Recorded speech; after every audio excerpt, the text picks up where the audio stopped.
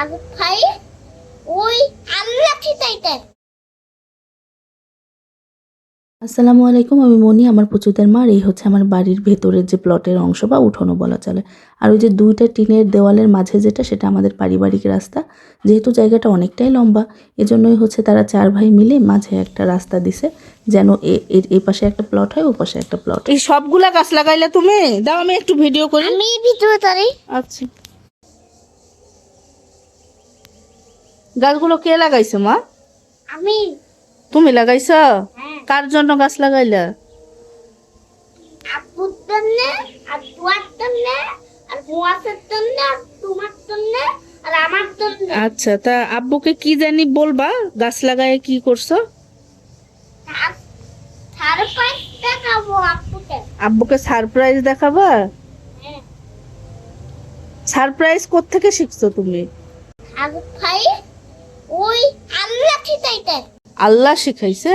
হ্যাঁ। বাপ, আমাদের তুমি দাও। তাবলিগের বকবকানি শেষে এবার চলেন আমার বাড়ির প্লটের যে ফাঁকা অংশে কি কি ফল ফুলের গাছ লাগাইছি সেগুলো একটু ঘুরিয়ে ঘুরিয়ে দেখাই আর হচ্ছে পরিচিতি করাই। তো গত ভিডিওতেই অপরাজিতা ফুলের ভিডিও দিয়েই ভিডিওটা শেষ করছিলাম, আর সেখান থেকেই শুরু করলাম। এটা হচ্ছে আলু বোখারার গাছ। এটা একটা ফুলের গাছ, নাম বলতে পারতেছি না, তবে এই যে এরকম হলুদ হলুদ মাইকের মতো ফুল ফুটে।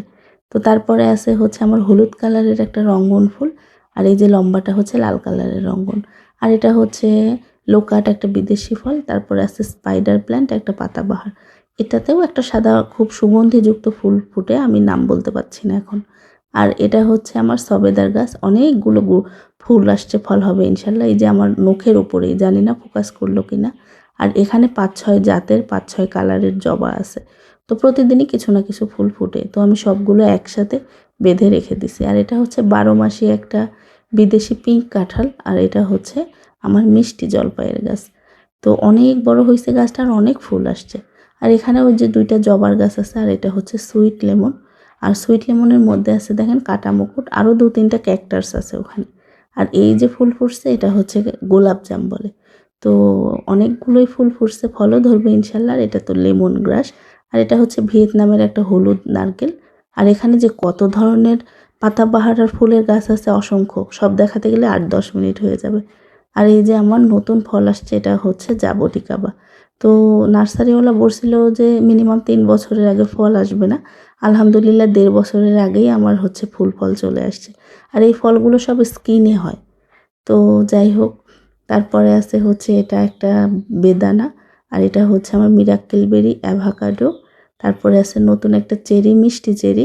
এটা নিয়ে আমার 4 নম্বর চেরি লাগানো হলো। একটা ফলও আছে দেখেন, এটা নতুন লাগানো আর কি, এবার লাগাইছে। আর এটা হচ্ছে আমার পিস ফল, দেখেন কতগুলো ফল ধরছে। মানে কি যে শান্তি বলে বোঝাতে পারবো না। তো মাশাআল্লাহ, আলহামদুলিল্লাহ। আর এটা হচ্ছে পিং পং লঙ্গান।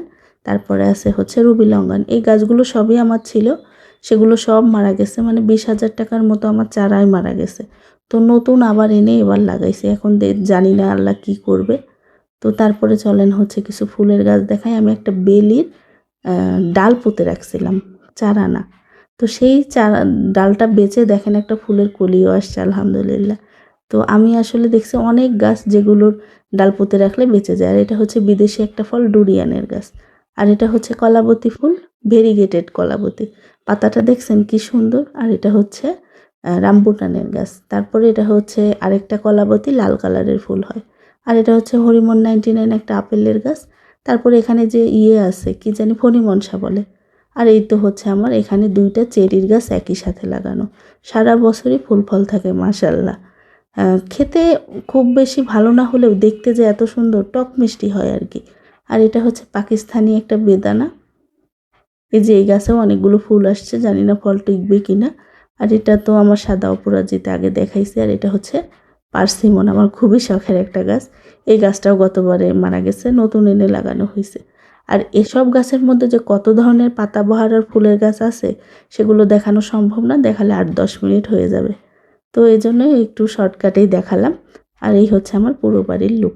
তো কেমন লাগলো ভিডিও অবশ্যই কমেন্ট করে জানাবেন। ভালো লাগলে একটা রিয়্যাক্ট, কমেন্ট, সাবস্ক্রাইব করে দেবেন। আর নেক্সট ভিডিওতে পরের প্লটে দেখাবো কি কি নতুন ফুল ফল আসলো। তা যে পর্যন্ত সবাই ভালো থাকবেন, আল্লাহ হাফেজ।